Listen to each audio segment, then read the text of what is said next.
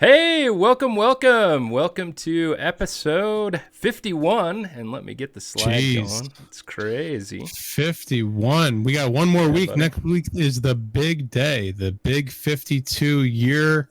Well, is it next week? Yes. Is 52 the one we count, or is it number one? Do we start it when the whole 52 weeks are over? I think it's 52. At least that's the way I've been figuring it. So, all right, we'll count it. We'll count it. All good. If you've got some other magic way of counting it, I'm totally down. Are you saying that today might be a year, or are you saying the week after? No, I'm saying there's 7 days in a week, but you don't count Sunday twice, right? I love this. The week doesn't restart at Sunday. I love this so much. Yeah, dude. I can't remember what day of the year it was that we actually started last year, and we'll have to check and see. I know it was in August. I know it was mid-August, but I just can't remember the exact day. So that's it. We got to go back. We got to check the books and make it official. But yeah, one of these coming weeks, we're gonna have a party. Oh heck yeah, we are. We're gonna have a hell of a party. Yeah, gosh. And thanks for all the subs, everybody. Thanks for everybody tuning in. We've got a great viewer count. We really, really appreciate you being here. We're gonna hit things hard today. If you weren't here last week, episode 50, we hit economics hard. We went into the deep analysis. It was really just an update of, I guess, Axie Chat 30, you could say, right? And I know that's been kind of the measure. That's kind of been the standard for people trying to figure some things out about land and some of the Axie digital assets. And so we hit it hard, and it was awesome. But we also decided that it may be better to keep that one just not completely open to the public. So the way to get that one is you're going to have to get a quarterly pass, or we may have some way of doing it in the future. Hype train, man. Thanks so much. Golly, you guys are the best. We really appreciate all the support. We're trying to provide as good a value as we can to our listeners. We hope that we're delivering. And today's going to be an interesting day, I think. For sure. I mean, you hit the nail on the head. We got a lot to talk about. We covered a lot of the good stuff last week, the exciting stuff, and there's been some updates that people are split on. A lot of concern, I think, from certain subsets, and I think it's important that we look at these from all angles, right? Because there's past investors, there's current investors, there's future investors, there's scholars, there's regular players, there's investors, there's breeders, there's just so many subsets, and these economics treat each one of those differently. So I think we need to be fair, and look at all those different angles and kind of, I don't know, figure out where things are heading and how it's going to affect all those different people. Yeah, absolutely. I mean, that is what's so incredible about Axie Infinity. It's not just a game. It's not just one aspect. There's so many things to it. It's really a nation, as we've talked about. It's really an experience that transcends even just a digital experience. There's real-world applications. There's real-world implications of everything that has to do with Axie Infinity. And that's what makes it just a grand, awesome, massively multiplayer experience that just transcends so many different things. And yeah, sometimes, particularly when people get focused in particular parts of it, it can be tough if that particular aspect gets tweaked or changed. And we're going to talk about it. We're going to go through it. We're going to do our best to really hit the information that we have hard. So before we get going, though, and I know you had something you wanted to continue on, but let's do our quick disclaimer. For entertainment purposes only. You shouldn't construe any such information or material as legal, tax, investment, financial, or other advice. We have no responsibility for your decisions and are not game devs, and our opinions could be flawed. That's very true. All of that's true. We're just giving the best information we can. We're a couple of semi-intelligent dudes with calculators and spreadsheets, just trying to give our best insights and analytics to the space. So, oh man. Welcome to the public stream, everybody. And we're excited to be here today. Baronar's getting tongue-tied. He's excited. I am. He loves this. He loves this more than his family. You guys are our family. Well, fortunately, my family really supports me in everything that I'm doing. Oh my gosh, you guys, OG, and everybody who's subbed, we're just so very, very thankful. It's incredible. And again, we really appreciate it. We're doing our best to return value for the support that we're getting from you guys. Absolutely. And today I'm a little jittery because I'm really excited about talking about it. What I'm talking about is we didn't really talk about the dev update because we really wanted to give that economic analysis. Right. Yeah. So we're going to hit that dev update, and then there's a big, huge battle system change that we've got to tackle. So we're gonna talk about all of that, and it's going to have good implications. I'm going to be doing my best also to be, and I'm sure you will be as well, Enjoi, to be watching the chat. We really appreciate engagement with the chat, and I feel like we have one of the best streams. And if you're in the podcast, we really appreciate you. Really, the format that we have here is kind of a podcast format. We really like people being here live, but we have the best supporters, both here on the stream and listening to the podcast. So, gosh, thanks, guys. I just want to remind you, we do have some merch things. Okay, so lots of news in the Axie space, man. Lots of news. So one thing is we've had to trim back the Discord over and over because of how many people are getting into the main Axie Infinity Discord. Odin tells me we're back up to 715,000, and the hard cap is 800,000. Is that right? Yeah, that's correct. 800,000 total members, and like you said, they're discarding people who aren't actively participating or who haven't been in there for months to continue to make room for new people coming in. One of the big things that they're going to have to do in the future, and one of the questions that I've got is whether or not the Discord's even feasible for this amount of people. It's so many people, conversation moves too fast. But one of the things I've heard is potentially splitting that off into maybe different language Discords. Obviously, we've got a lot of people from the Philippines, so maybe it makes sense for them to have their own, maybe a Spanish-speaking channel, something like that, which would obviously give us a lot more space. But yeah, we're filling up every week. We're at the brink. It's incredible, yeah, and it's kind of to the point where Discord's actually having a hard time keeping up with Axie Infinity and its growth. And we're, as Odin has said, we're kind of causing it to crack and leaking out the cracks of the Discord. But everybody, I hope that.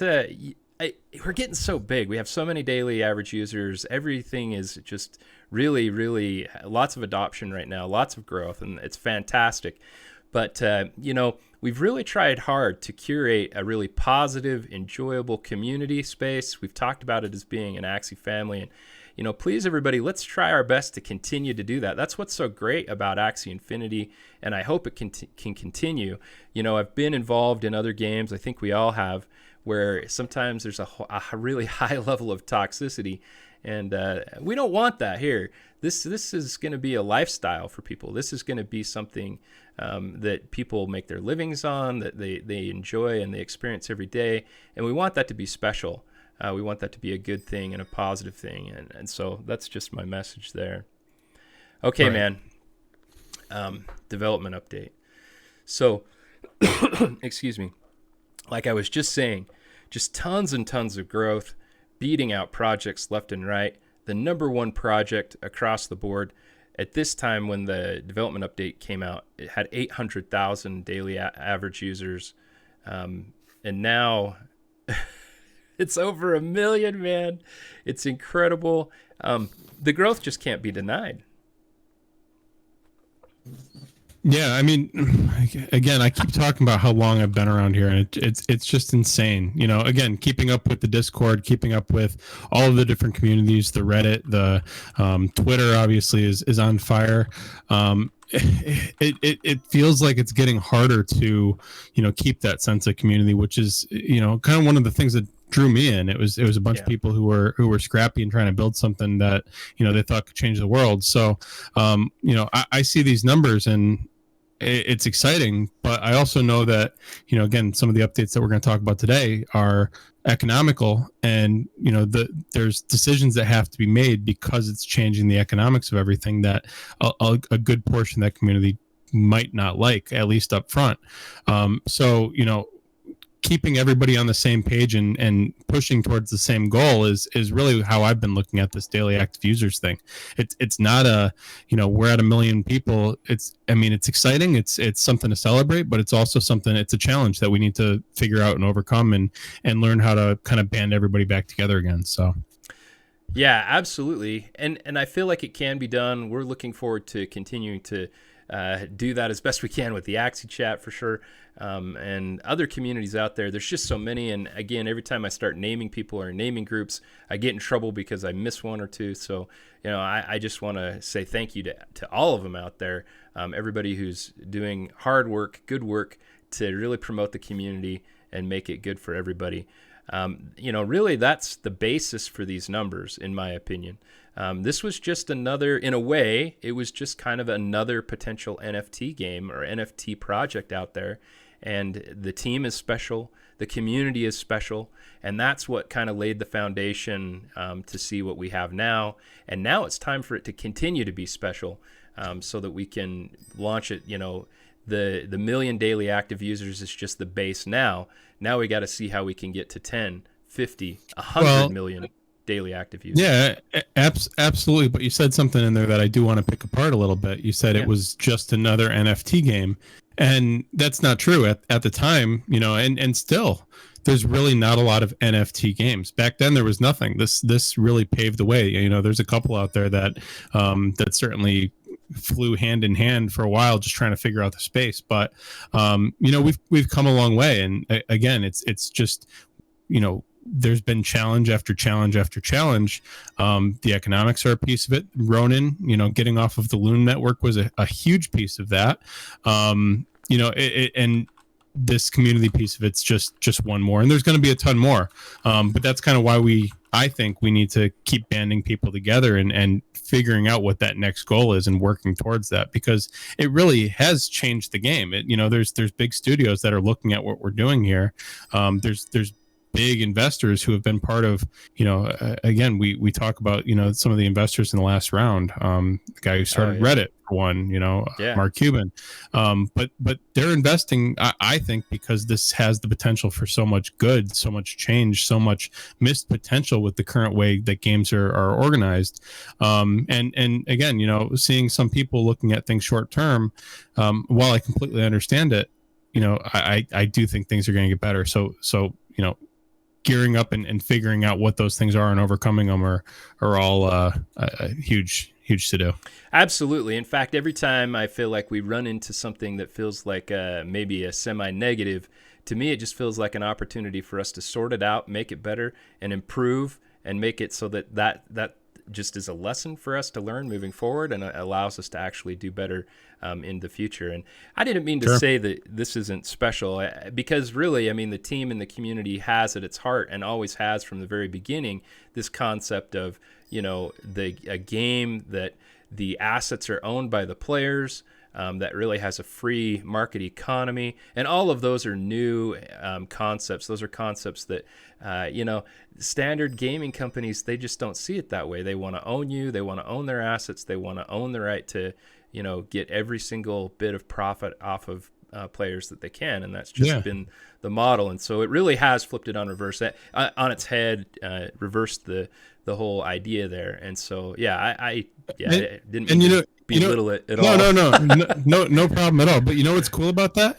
You said that they set out to develop something where you actually own the assets and it has a free market economy. We did it. We did it, guys. We can all go home. Like, one of the really interesting things over the last year to me is how we've accomplished that first set of goals and have now broadened this to something so much bigger.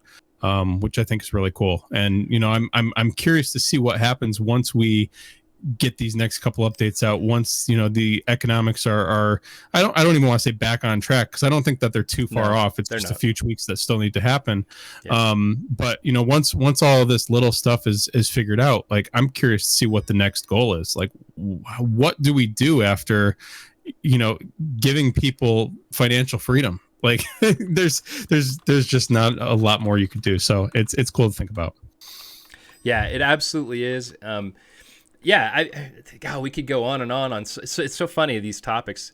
You and I are so passionate about this space, about Axie Infinity, about Sky Mavis and the team. We could go on and on about some of those ideals and how amazing it's done. And one of the incredible things, though, I enjoy about this is that one of the main complaints is that those assets are so valuable now. People are like, I can't even get in because of the value of those assets. So to me, that's proof. That's the proof in the pudding, as we say, that people want this. They want player-owned assets to the point where they are extremely valuable, these digital assets that allow you access into so many different things. I love that the main token for Axie Infinity is called Axis. It's perfect. It's beautiful. And that's exactly what these things do. They allow you to access a game that you can play to earn money. They allow you to access the community, the marketplace, the dashboard, so that you can breed Axies and make money that way too. There's just engage in a game. It's not all about just making money, but it allows you to engage in an economic game.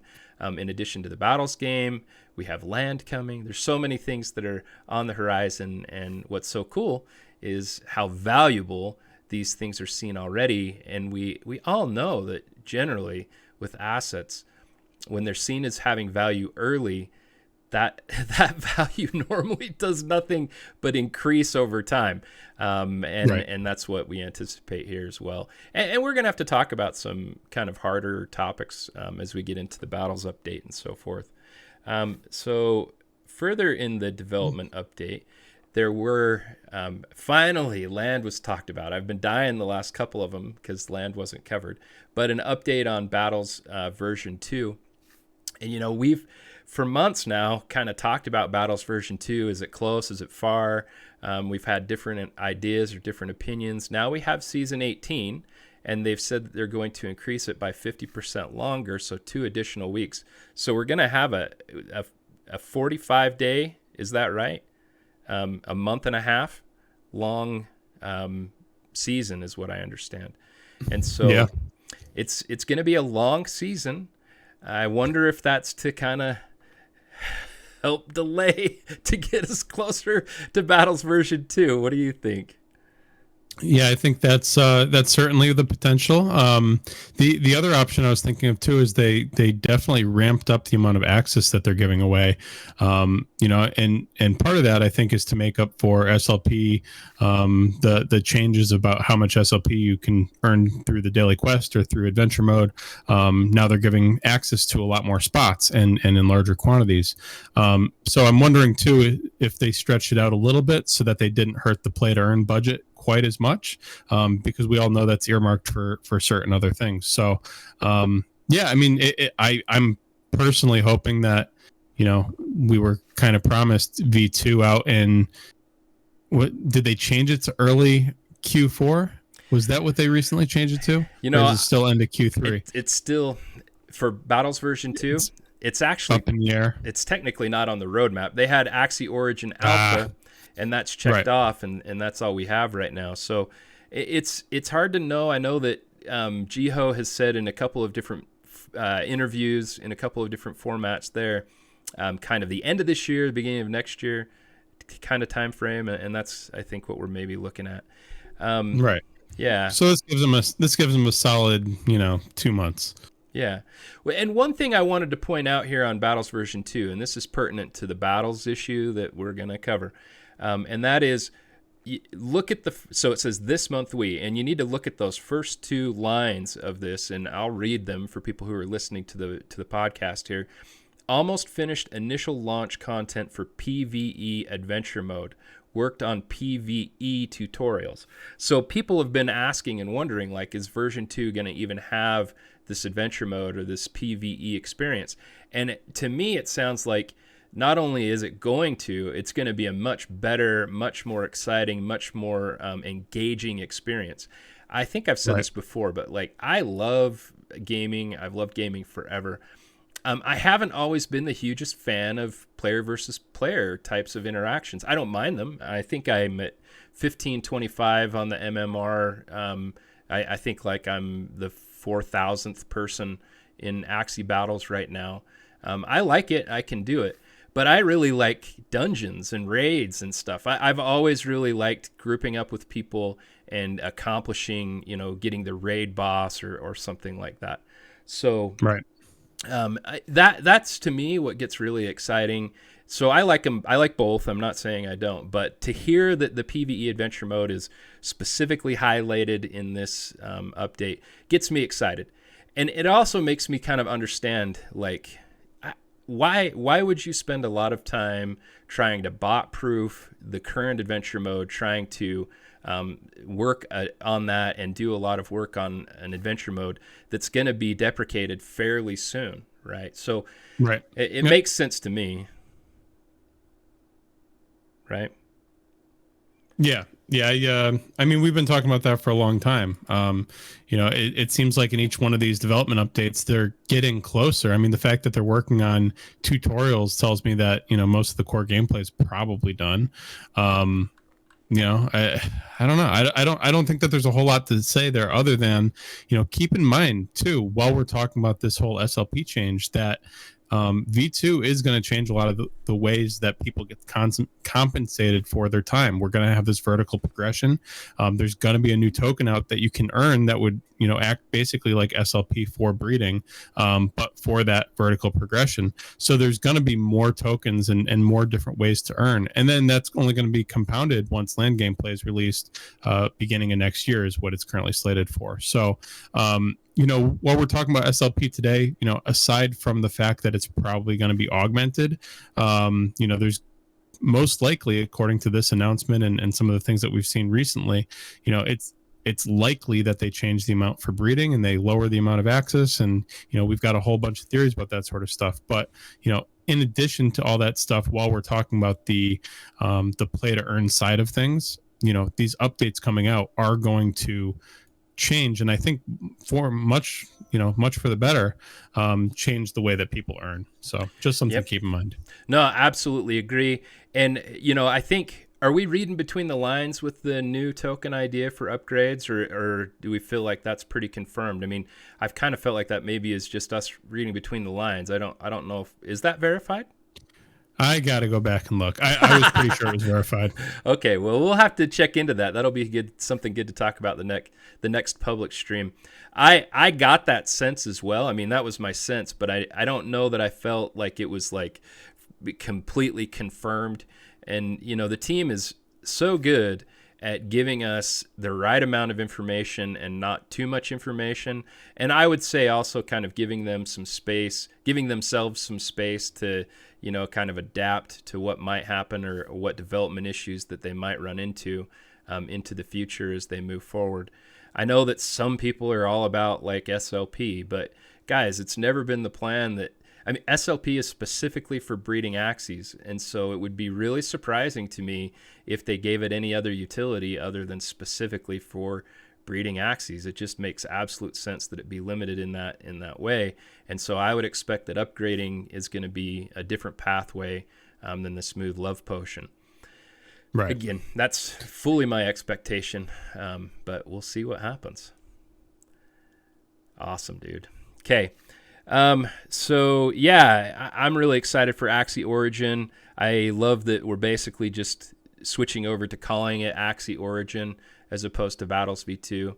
And I think it's important for people to realize, like, the current battle system is not really what they anticipate being like the competitive thing moving forward. I don't know if it ends up sticking around specifically for the esport, because there's a lot of people that love it for the esport, and it is a beautiful, well-designed, intellectual, strategic game as it stands right now. It is incredible.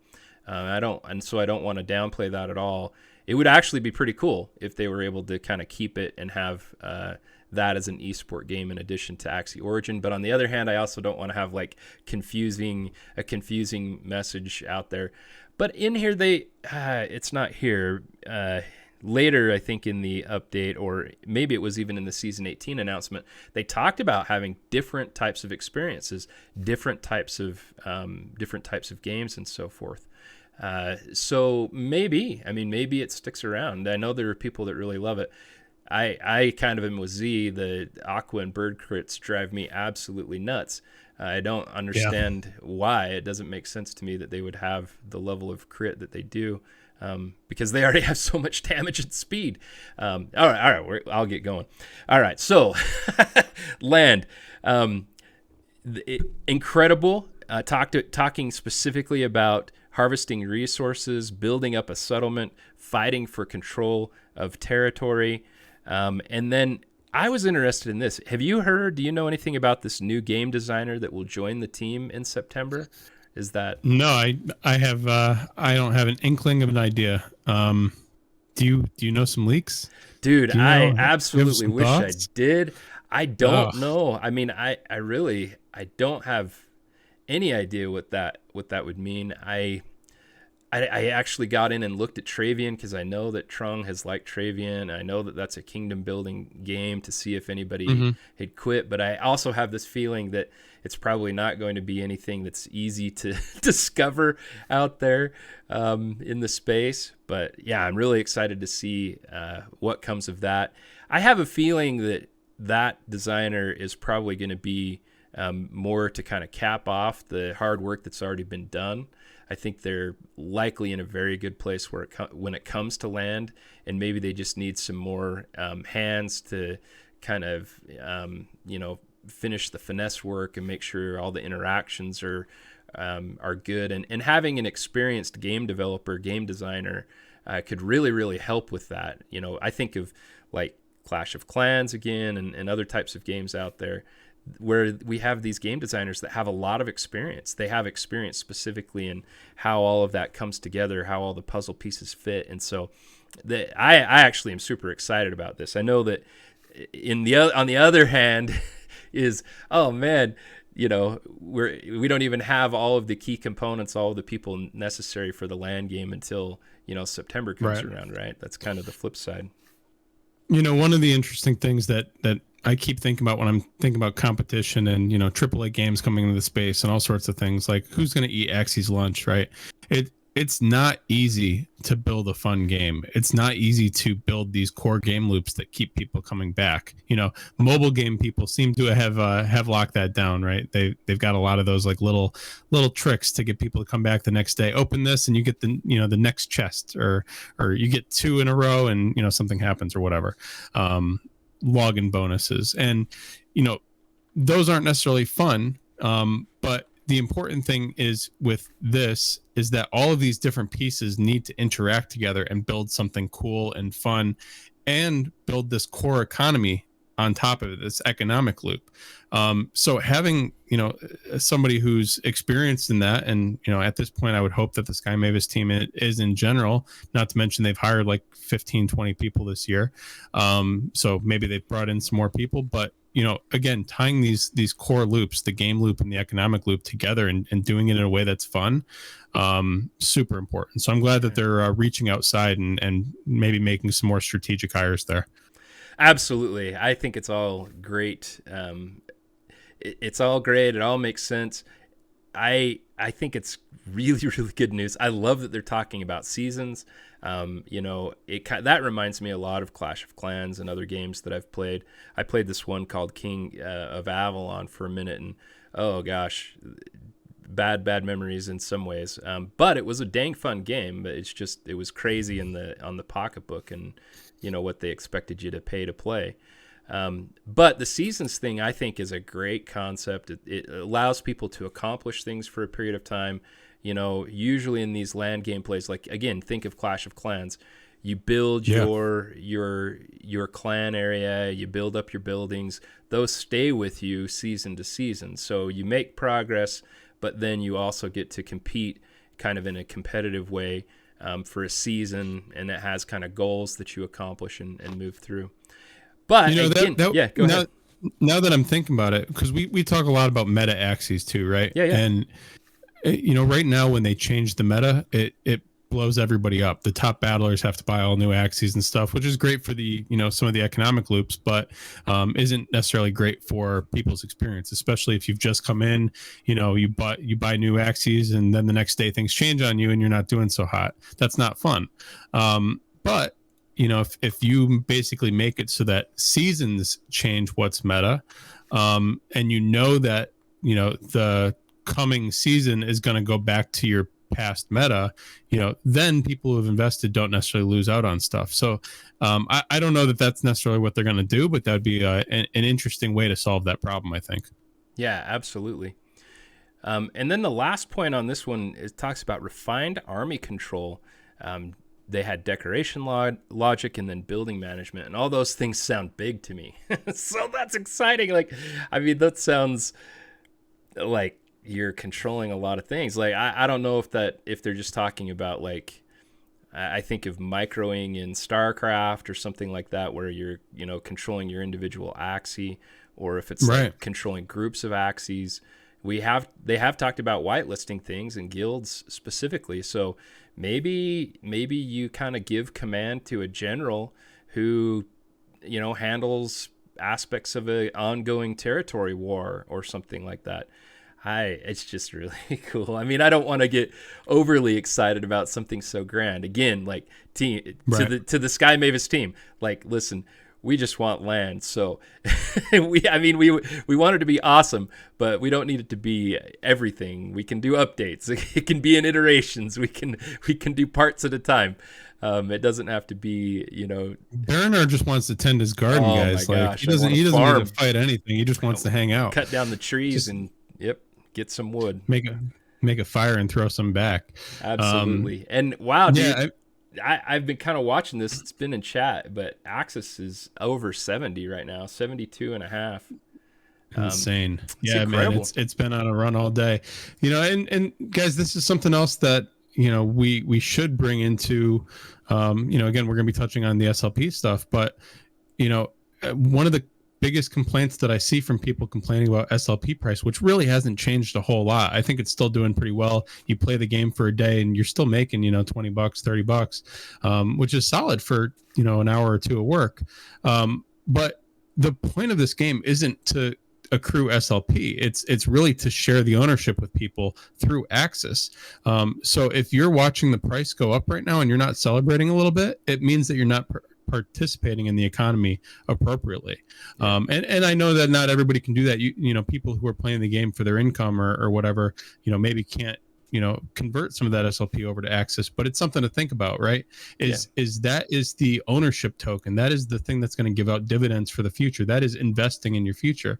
And while we're playing a game, there are also a lot of different aspects of investing and planning ahead and, whatever. So just something to think about.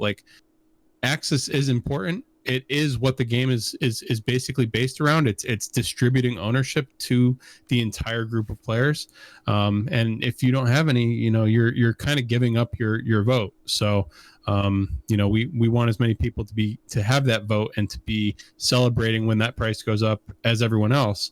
And anyways, just a thought. No, it's great because, again, just like you said, it has to do with decision making as well, literally a vote. And the reason we use the word staking is because you're showing your commitment on a monetary basis to a project. And so, actually holding that access and eventually staking it, that's exactly what you're doing. You're saying, hey, I believe in this project. I believe in it so much that I'm going to lock it up.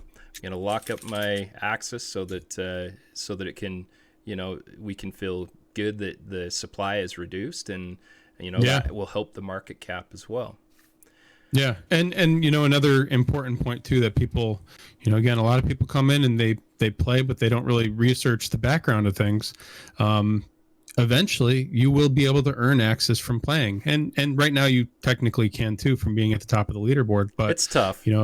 It's tough. But if you're someone who's, again, looking at just the daily price and want to cash out every day, and just looking at SLP, access is another one of those tokens that you will be able to earn some of down the line. So just another thing that should pad your pockets a little bit more down the line. Yeah, absolutely. And yeah, man, I love talking about the economic stuff. Oh, let's Am I getting too far out? I feel like no, dude, not at all. I love what you're talking about. Lost for words. No, right. I want to just keep following you down that path, but there are other things in this. We got stuff to cover. Yeah, for sure. Yeah. So, Ronin really has been the key. We said it before, we've said it after, and it really has been. It's clunky at times. It's a little frustrating, but the alternatives that are out there, oh my gosh, we're in such a good place compared to other projects. Ronin has just been the savior for the ability for Axie to grow. The scaling for the servers and everything that's taking place is amazing too, but Ronin still has been the key, and I know that they want to continue to improve it. There are aspects of it that do need to be improved, but on the other hand, it's probably good that it's a little clunky so that it's not being overused, and it's allowing the team to really see it in practice and in use, and get some real feedback, get some real data as to how the Ronin chain is performing. It seems to be just doing really, really good right now. It comes and goes, and I don't know exactly how or why. We get some of the periods of time. I assume it's use. I assume it's, just periods of time when the chain is seeing really, really high use. Other things that I found in here when they're talking about the Ronin Wallet, just the quantity of Ronin Wallets that have been downloaded. And what's incredible about that is, you don't have to download multiple Ronin Wallets in order to have multiple accounts to hold, like if you're doing a scholarship or something like that. They can all be on basically a single, or if you want to split them apart on a couple of Ronin Wallets. But for the most part, I would say most of those million downloads are representing unique individuals, which is really, really cool. You talked about before, and I agree with you, daily active users is one thing. Another thing is actual Axies, like a team of Axies held in a wallet. And so this tells me that we're getting really, really close to actually having 1 million people, or at least 1 million wallets, a million people, if it's getting closer and closer. So that's neat. Yeah. Another thing that I noticed in this one was this discussion about, some of the community members not having a bank account. And I don't really even think about that, but I think some people, they've never really, people who are earning some money, maybe through the scholarship program or something like that, they've never really worried about having a bank account. And so in some ways, this Ronin wallet can almost act as a bank account for them, where it's so easy to on and off board to the peso in the Philippines, for example. If they can get on and off boarding with the Ronin wallet, it may get to the point where your Ronin wallet is literally akin to your bank account, which is pretty cool. Now you've got me thinking. My bank was actually sold to another bank recently, which was a big pain in the butt.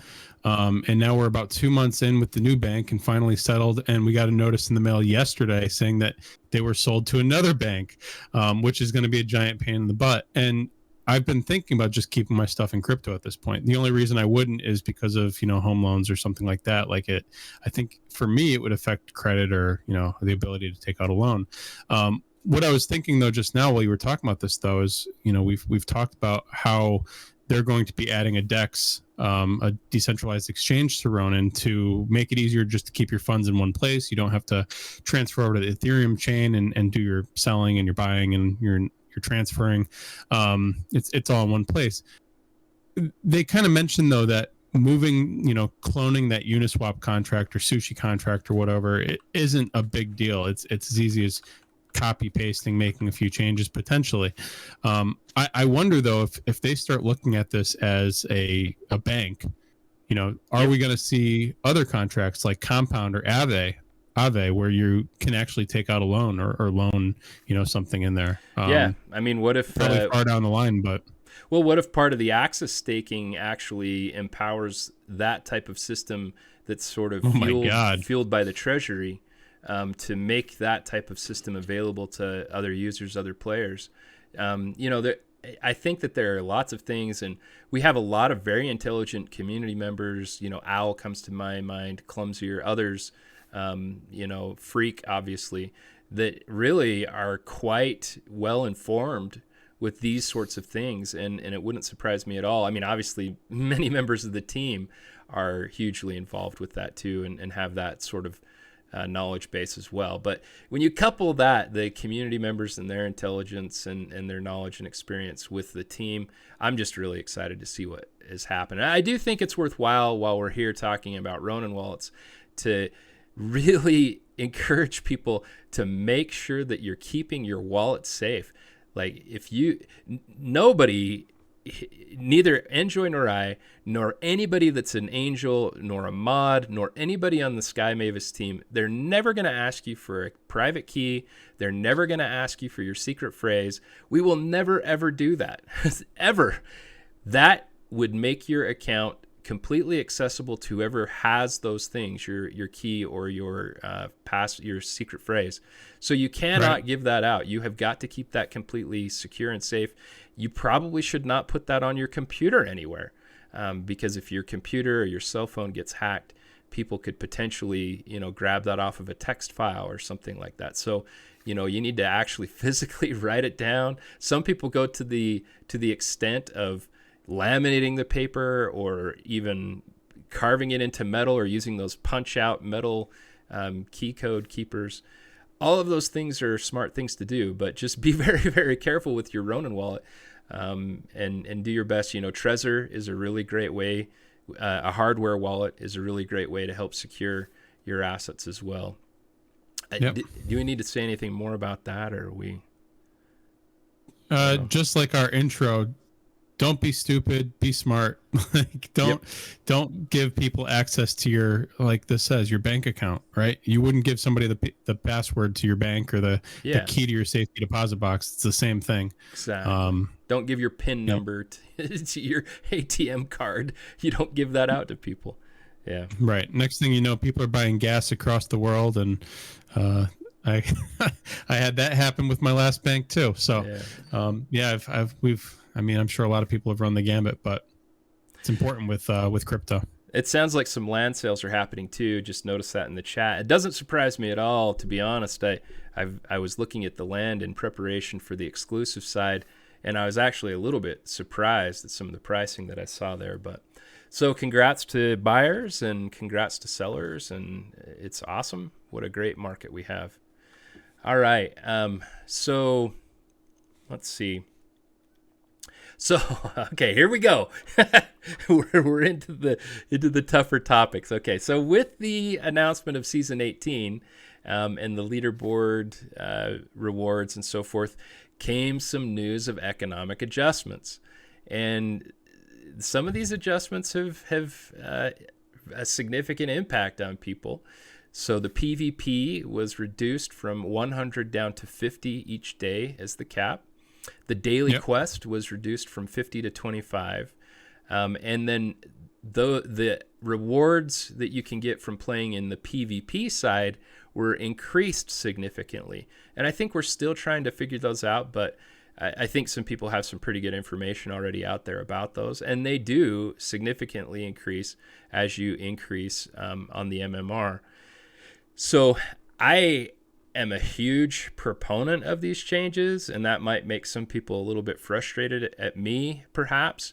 But I started off this stream, this podcast, talking about how much I like the player versus environment experience, okay? So I am not a person who is against having that player versus environment experience. However, the state that the adventure mode was in battles was not the type of experience that is enjoyable or engaging or requires intelligence. I mean, you could just spam level 20 like 8 times, in 15 minutes and have your 100 SLP completed. And it really was essentially the same thing as just clicking buttons and botting because of the way it was designed. And again, I don't think that, I'm not trying to slam on the adventure side of the game either. This is an alpha game. This was envisioned as a way to let people get a token so that we could have more Axies in the economy.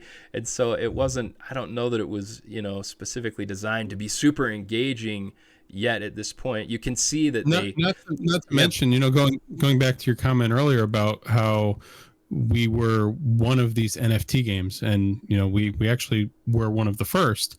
SLP was a test. It was a experiment, and really, I mean, one of the first NFT play to earn. It brought the concept to play to earn out there. So this whole thing, I mean, has been an experiment and has been tweaked a number of times, and we're still tweaking. I don't see any end of tweaking in sight. But my point is this is brand new. Like, you can't expect that it's going to be perfect all the time. Of course, we want a stable economy, but we also like when numbers go up, right? We like watching SLP go up. Sure. And I think if people do the math out, the number one concern is, I might not get as much SLP. I would argue, while that is probably the case based off of my calculations, that once the current, surplus of SLP kind of drains out of the economy, people breed with it, etc. I have a feeling that the SLP price will go up. So it's very probable to me that your US dollar earnings will be the same or higher than they were previously, but we're going to have to wait for a little bit of that excess to make its way out of the economy. Well, scarcity drives value. It's just simple supply and demand economics. So, when SLP is readily available and the supply is getting huge, it's going to have a negative impact on price. That's just the way it is. And it's interesting if you reduce the Axis price, and that was part of this too. We'll talk about that in a second. But if you reduce the Axis component of breeding, then all of a sudden breeding gets easier. And what is that necessarily going to do for the SLP price? I'm not so sure that solves that. I don't know that it increases the SLP price just inherently if you reduce the Axis. It just might decrease the value of Axies across the board as opposed to maintaining some level of pricing. And just so everybody understands where I come from wanting to have a stable, consistent, long-term, healthy economy. And if that means Axie prices go down, if that means SLP price goes down, if that means Axis price goes down, I prefer that over having an economy that is in trouble or could collapse or is unsustainable, can't be handled over time. So I would always vote to have pricing go down a little bit for stability, and having a free market,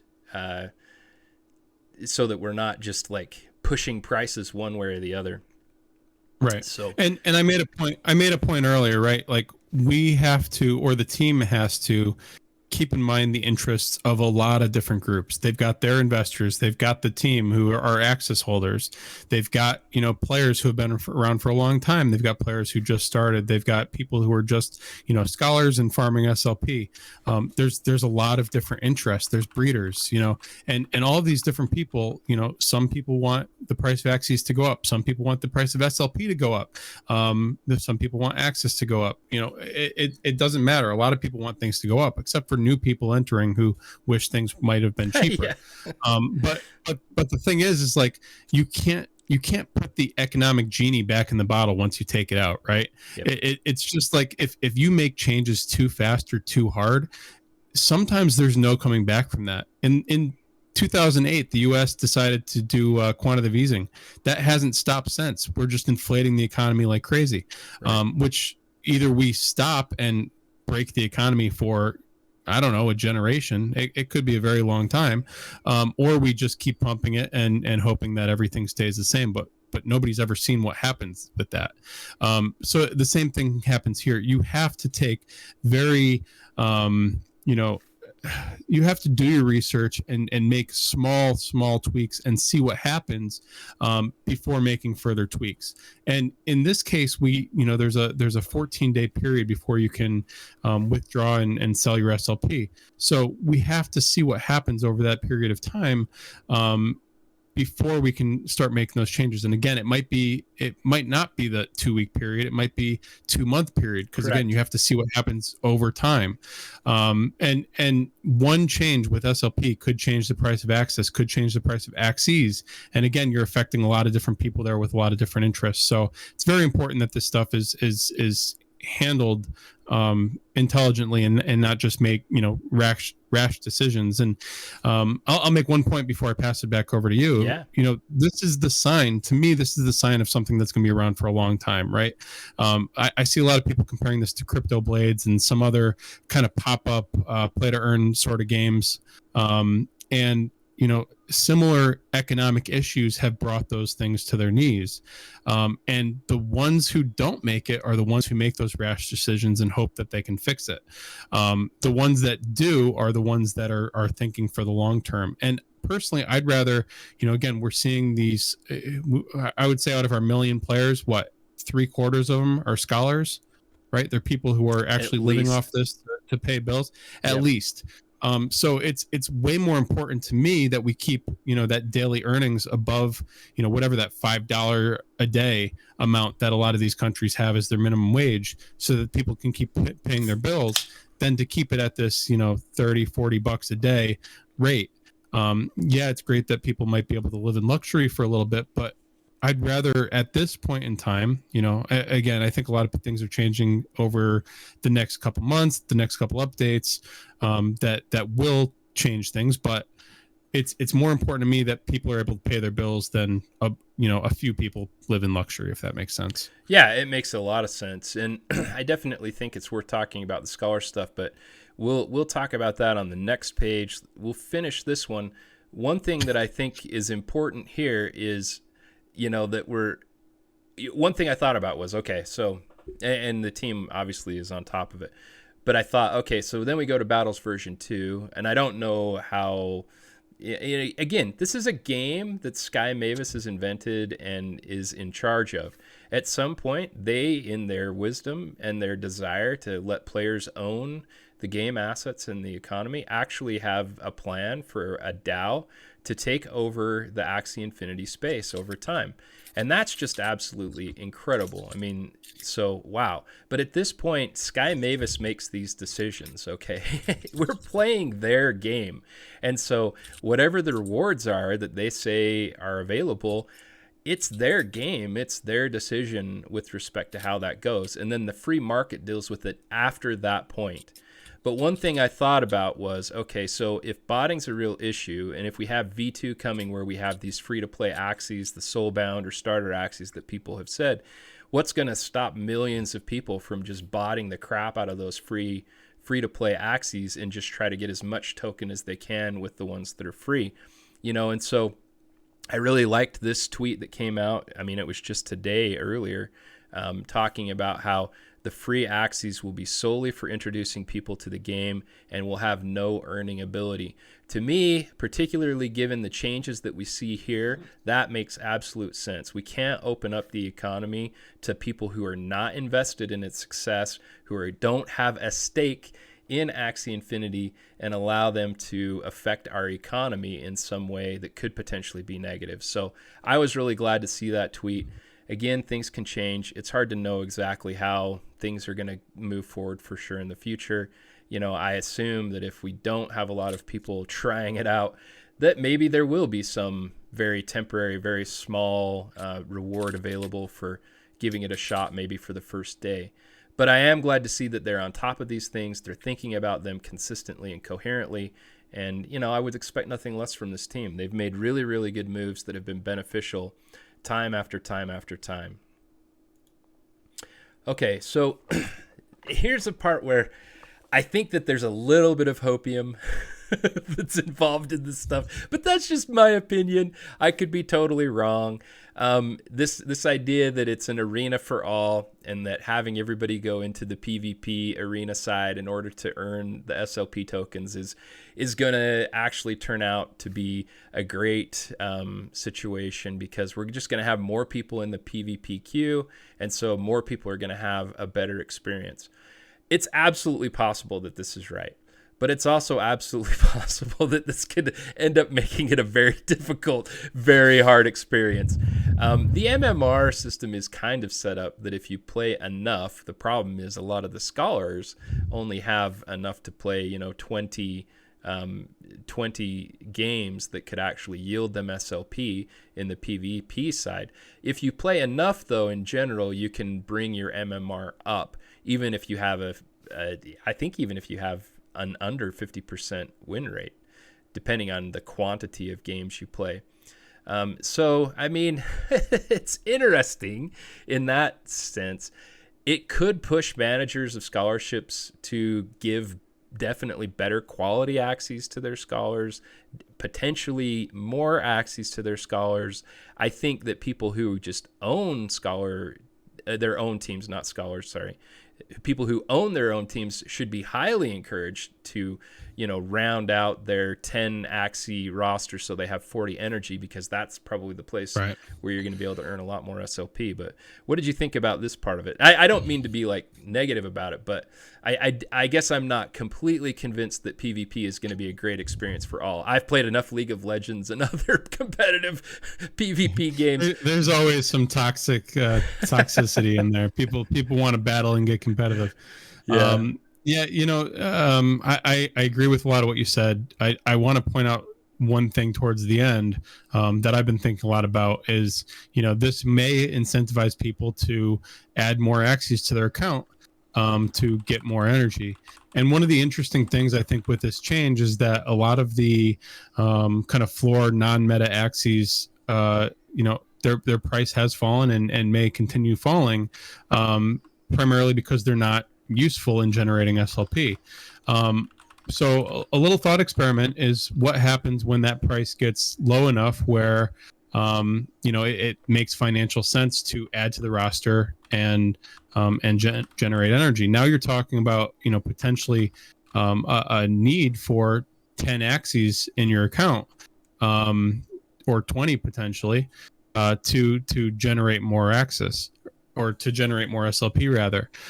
So this does a couple different things. It actually, increases the amount of Axies that everybody needs to have, and the amount of Axies that the market can sustain, and the economy can sustain by a factor of, 3 or 4, which would increase the amount of SLP burned and all sorts of other things. So, I think that this is interesting if that is perhaps one of their intentions. And I know that adding that energy cap, the intention was to give floor Axies a little bit of a use case. So I'm going to be watching that closely, but I think that's probably what we'll start seeing at some point. Yeah, and I know that there's kind of a stuck energy issue right now, so I don't want to not acknowledge that, but I know the team is working really hard on that. So, if for some reason floor Axies are maybe below what a natural market price ought to be, maybe it's time to look at that and consider that.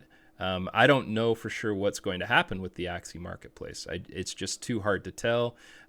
So on that point, one of the things that's brought up is the Axie-nomics. I like that term, Axie-nomics. And they kind of looked at it in short term and long term. And one of the things that they looked at was potentially adjusting the Axis portion of the breeding fee. And also, it makes sense to me to look at the SLP portion of the breeding fee as well.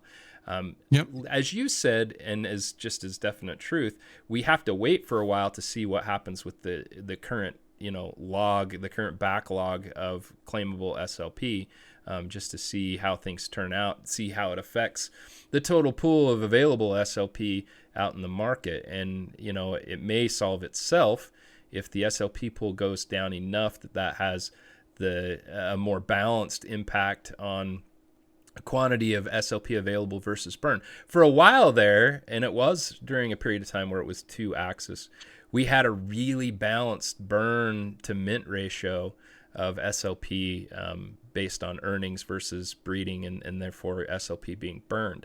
And that was actually kind of a beautiful, I don't know, I think of it as an engine that was just chugging along. It was really, really cool to see that basically, it was actually burning a little bit more than was minting for a minute there.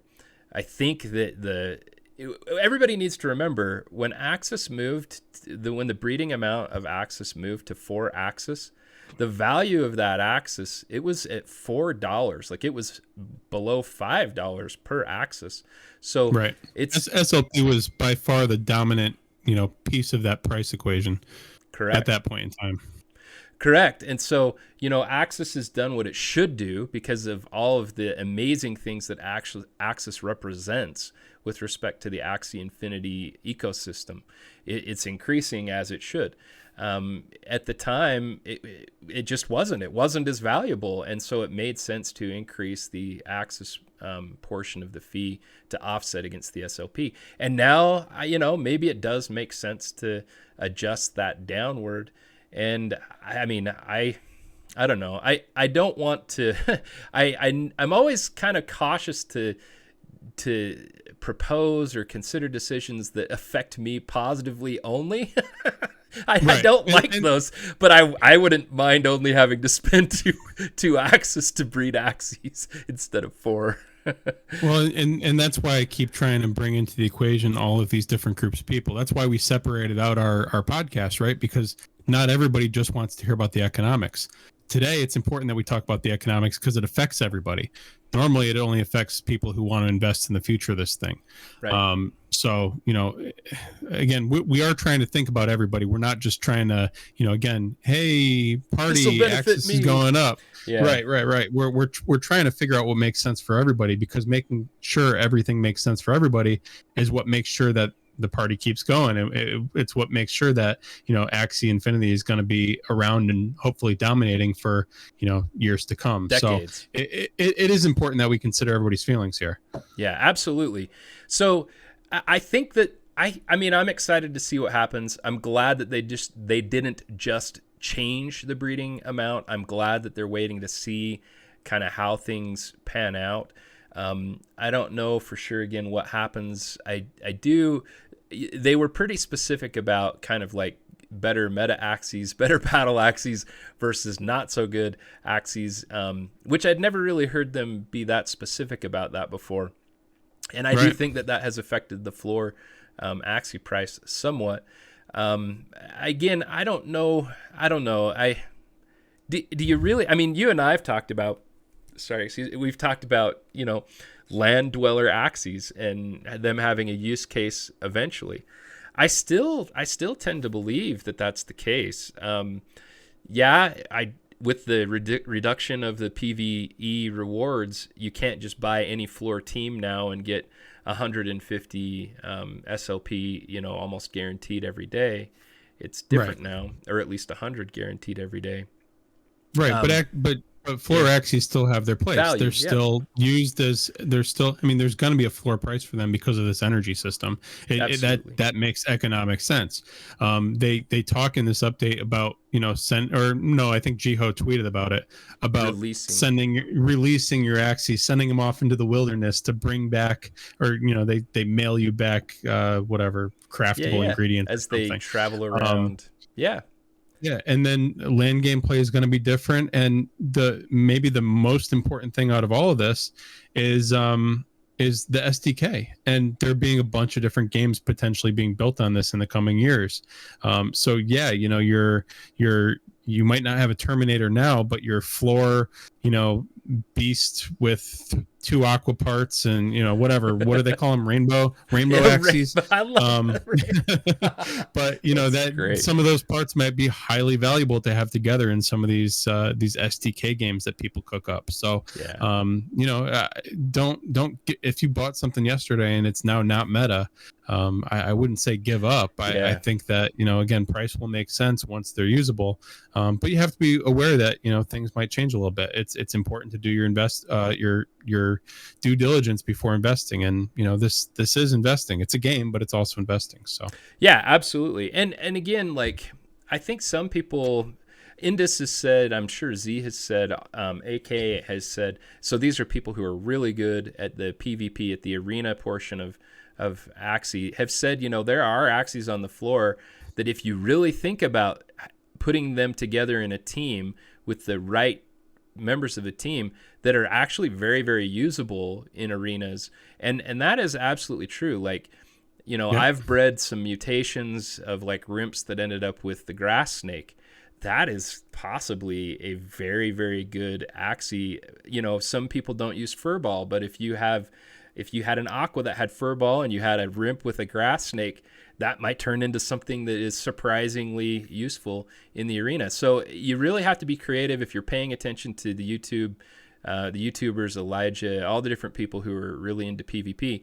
I bet you could find a pretty competitive team, even relatively close to the floor, but you have to think outside the box. Like I got rocked today by a freaking Toothless Bite Rimp, and that things just surprise you. Like it can happen. Because I run a reptile backliner, and so a beast against that backliner is shocking. So yeah. Anyway, little PSA for Indus here. Carrot Hammer Meta. Oh my God, I can't talk. Carrot Hammer Meta. It's coming for you. It's coming for you, brother. I don't mind Carrot Hammer. Maybe not today. Maybe not tomorrow.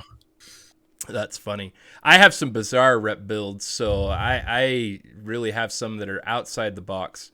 I don't want to turn this into a PvP. Oh, I lost Enjoi. Oh no. Well, I hear you. I'm still here. Okay, good.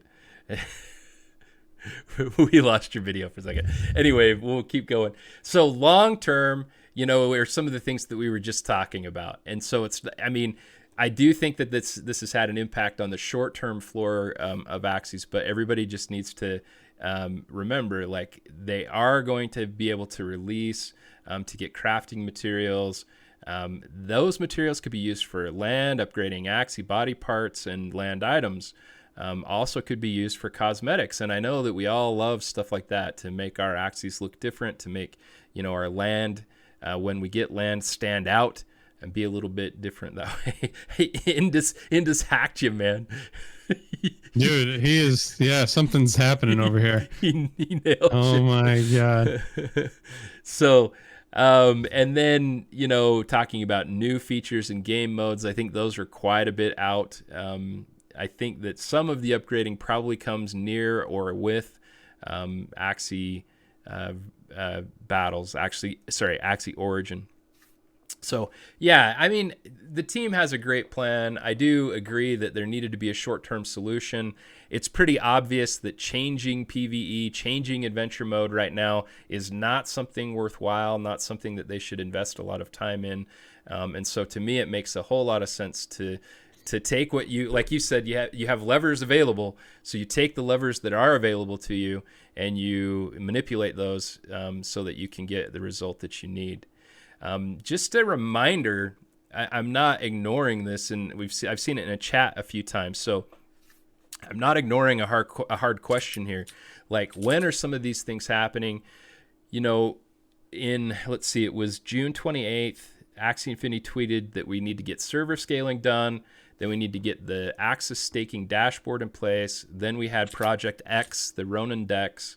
Then Axie Origin, then Land, then Marketplace Upgrade. And I kind of took this as kind of a subset of the roadmap, which is why on this slide I have the roadmap up as well. Everybody from the team seems to have said pretty clearly, those that were part of the retro gift, the snapshot that was taken last October when Axis was first released, that basically when the staking dashboard comes out, that's when to expect that retro gift, and that's already been decided, that's already been determined. So, I mean, that's you know as much as we know as far as that goes. When is the staking dashboard coming? You know, Jiho has said a couple times, sooner than you think. I don't. I'm gonna lay a theory on you. The Oracle is about to speak. Huh? Am I right? You know that Axis pump we've been seeing today? No. I wonder if somebody knows something. Ooh. You know how they like launching things right after Axie Chat? Oh. I wonder if somebody knows something. Anyways, if that doesn't happen tomorrow, sorry guys. Whoa. We are nearing the midway point for the quarter. Huh. Well, we are getting really close to the midway point. I kind of thought it might be like right at the middle of the month. But wow. I mean, wow. I don't know. You can't keep everything secret. I wish I knew for sure. It's quite a pump. It is quite a pump, and it is quite. We have heard Jiho say in multiple interviews that it's closer than we think. But with Jiho, like I don't even know what to think about that, man. I just have know what? Oh my god! You know what? It also doesn't make sense for them to stop the pump going into staking, because staking is going to take so much supply off the markets. So might as well not reduce the access until after staking is live. Oh my gosh. All right, guys, just a theory. I don't know. I'm just making stuff up off the top of my head, but I like how it sounds, so we're going to run with it. I do too. I like it a lot. It makes a lot of sense, but I mean, who knows? Wow. Who knows? Don't be dumb. We're just theorizing. Just because the Oracle's been right like multiple times before. Oh my god. Quick, stop the stream. Okay. Cut my face cam. You're getting hacked. Anyway, I think that's all I wanted to really say about that. But I did want to put this up. I love the information that Axie Infinity has provided to us on a weekly basis on Monday. Look at this. We hit the 1 million daily active users, basically the same time frame that we hit 1 billion. Axie Infinity has done $1 billion in volume in USD. That is so insane. Just unfreaking believable. I can't even wrap my head around $1 billion. When we got involved with this game, in this hack baronar, can't talk. I can't even talk. So I was looking back through some of my Axie Chat slides, because I keep them all. I go back, and I was looking back through our planning notes and stuff too, just to kind of see when did we hit 100,000? When did we hit 50,000? When did we hit some of these thresholds? And literally, it's been only about 2 months. Enjoi. Ronin has absolutely been the key. We were right about that. We weren't the only ones, but we definitely were the ones, vocally saying this is just a pot that's ready to burst, ready to boil over. We just need to unlock that key, and that was Ronin. So, wow. So incredible. So glad to be a part of it. I love this little slide that I'm doing. That's random. Dude, that is random. If you have not seen the deep fake taking Bryce and putting him into the Sleeping Beauty stuff, stop anything you're doing right now. Get on Twitter, find it. It is it is incredible. Right, oh my gosh. Then they also put him in on Maleficent. Oh my gosh. The one to avoid though is they put him on a Victoria's Secret runway thing. My eyes are in pain. I cannot unsee. But I'm telling you, these Bryce deepfakes are just unbelievably cool. Oh yeah, and Britt and I actually talked just briefly on Twitter about that same thing. I was getting on to make the comment, and she made the comment before I could. My eyes. It was yikes. Also, Ziori and AK had a great session. I was only able to catch about an hour or so of it, but it was just absolutely incredible. Get on Twitter. I'm pretty sure Ziori has it. Get on Ziori's Twitch, and you can get on. There's the link, though. I'm excited to take some walks and listen to Ziori and AK hash it out and talk about all things Axie. Going to be really incredible. Looks like Bryce has been taking some cues from Ziori in this picture here. Ziori, we love you. Oh my gosh, that's hilarious. Oh, that's awesome. Okay. Wow. Maybe Bryson's going to be accessorizing a little bit more in the future. Anyway, so one of the random things on here, though, is this news article about how USDC has revealed its plans to literally become a bank. We were talking about Ronin. We were talking about bank accounts, and it's just very interesting that the lead stablecoin, in my opinion, the lead USD, United States dollar pegged coin, is literally trying to become a bank. And USDC, in case you don't know, is highly regulated. They adhere to all of the regulations that a bank is required. So it's probably going to be pretty easy for them to actually pull this off. But crypto, that's just amazing to me. Crypto basically going from decentralized to centralized potentially, and all the things that's going to open up. The treasury is just stupidly phenomenal. This was before this was at Axis price of 60, and it was $752 million of value. Obviously that's increased. I don't at 10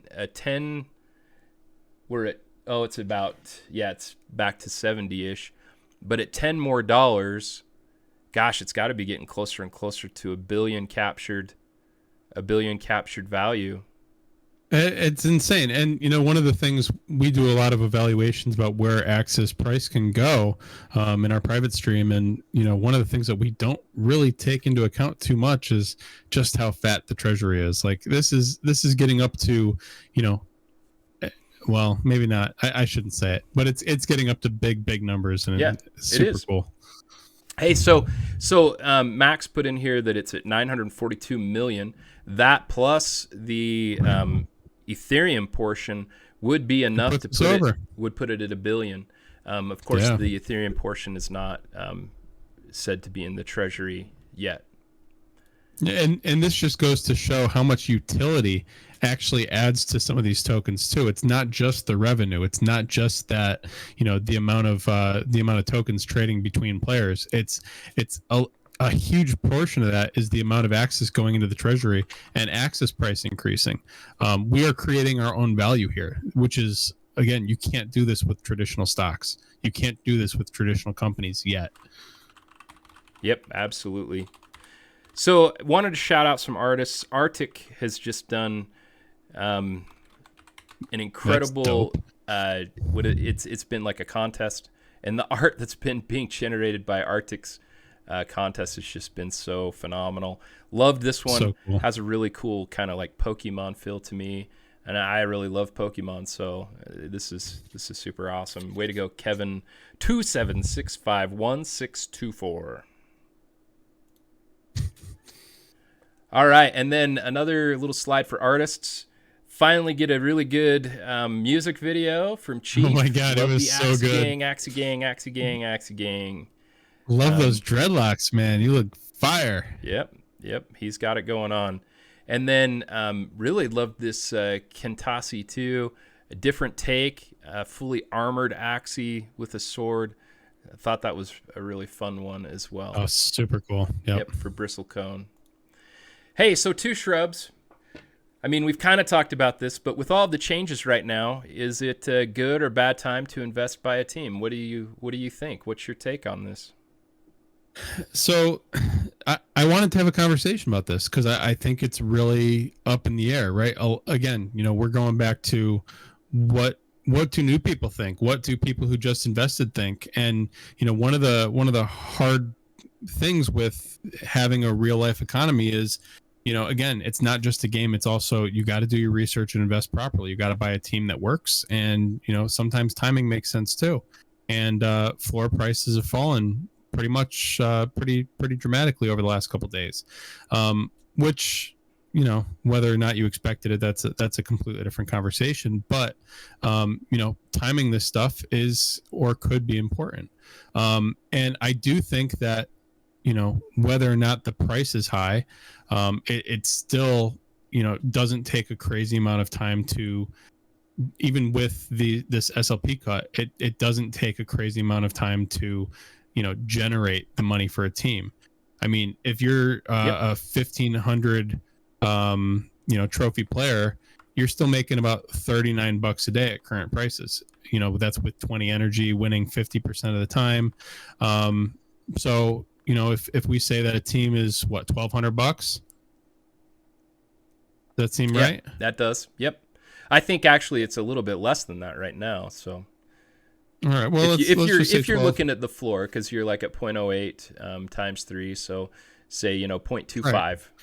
So your ROI time, your time to make back your complete investment is 30.7 days. So literally a month. Still, even with these SLP changes, if you're that level of a player, and if you're not that level of a player, it maybe only adds another 5 or 10 days. It's not that much. So we've talked about investments in traditional sense quite a bit in the past, and getting ROI within a month still completely ridiculous to me. So I personally don't think focusing on the initial price makes a whole lot of sense right now. I think the ability to resell your tokens is one of the huge benefits of this kind of thing. And again, the ROI still makes sense. So that's my take. Yeah, I mean, and BitOEX makes a good point, I think. When you talk about ROI, it's crazy to think of things in terms of a month or 2 months. That doesn't happen, and it's a game. Like, so, I mean, actually, just the idea, what if you could just enjoy playing World of Warcraft and just, not just basically break even by the end of a year rather than just paying out money. I mean, but then to actually be able to earn going forward, that's a whole different thing. I think, to me, again, be wise, do what makes sense for you. But I have a feeling that that the floor may be going to recover, maybe rebounding a little bit, but it's really, really hard to know. We're going to have to see what happens with the SLP prices. I'm very patient when it comes to these things, and I like to just kind of watch and observe, see how the markets flow, and then try to take positions as they kind of move in one direction or another. And I think if SLP becomes more rare, which I think it has to with these changes, that likely SLP has more value. If SLP has more value, then Axies have more value. That's just the natural outcome of it. I think that there's a little bit of fear happening right now.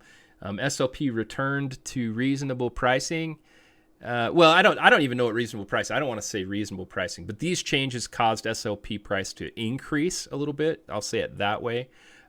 So to me, the drop in the Axie price is kind of hard to comprehend unless it really is that people are looking for those meta Axies as opposed to just any Axie. And I mean, that's fair. So, But you I still remember can, when I like you was, said, like- you can still earn half of what you were able to earn before. So it's not like you can't earn at all. It's still solid. I remember when I was 14, and my grandma told me she had these giant just banks of windows in her house, and they were all dusty and crappy because nobody had washed them for years. And she told me she'll give me 10 cents a window, and it took me about two and a half hours to finish it all. And my arm's tired. I'm a little kid, and I think I earned like $4. So I would have much rather played a game for that. And I'm just thinking what kids get to grow up with nowadays. It's just unbelievable to me. Like this is more than my parents ever paid me in allowance and doing the chores and stuff. So well, I mean, I absolutely love that. Like my kids, they can play a game and earn enough to get a new keyboard or something like that. Right. Teach them about money and saving and all that cool stuff. Absolutely. All right. Hey, Digital Nation Rising. We are already a digital nation. There's no question. A billion volume, billion USD volume. A million people. It's huge. It's freaking amazing. And guess what? Axis August. Love it. And just a reminder, and thank you, Enjoi, for putting it in chat. You can come hang out with us on the exclusive side if you have the All Access Pass. As Enjoi mentioned, we're going to take that off the market on the 15th. So it just makes sense to us. We're halfway through the quarter. We're not changing the pricing for this quarter. We want to make sure people get value, even though people are saying that they get it on day one. So, but yeah, we want to make sure that you're getting your money's worth. So we're gonna cut it in about 5 days, and we'll see you in October if you can't make it. So absolutely. So, hey, everybody, thanks so much for hanging out with us on Axie Chat. We just love it. We're passionate about it. We love talking about Axie. Enjoi, I'm just really grateful that you made it back. I know it's kind of stressful with the newborn in your house. Everything going good with that? I don't know if you really want to ask that. We were in the ER yesterday. We had bats in our house, and we all had rabies shots. So dang, man. Yeah, it's having a 6-month or a 6-week-old is stressful enough, but yeah, man, it's crazy over here. Wow, dude. Well, I am glad that you made it. I really, really am glad. We have a great time. How's that for content? Yeah, I love it, dude. I love it. All right. Hey, oh my God. If you can avoid the bats, man, Axie hard, and have a great day, a great night, care, wherever guys. you are. Have a great one in Lunacia. See you, everybody. We'll see you. Bye.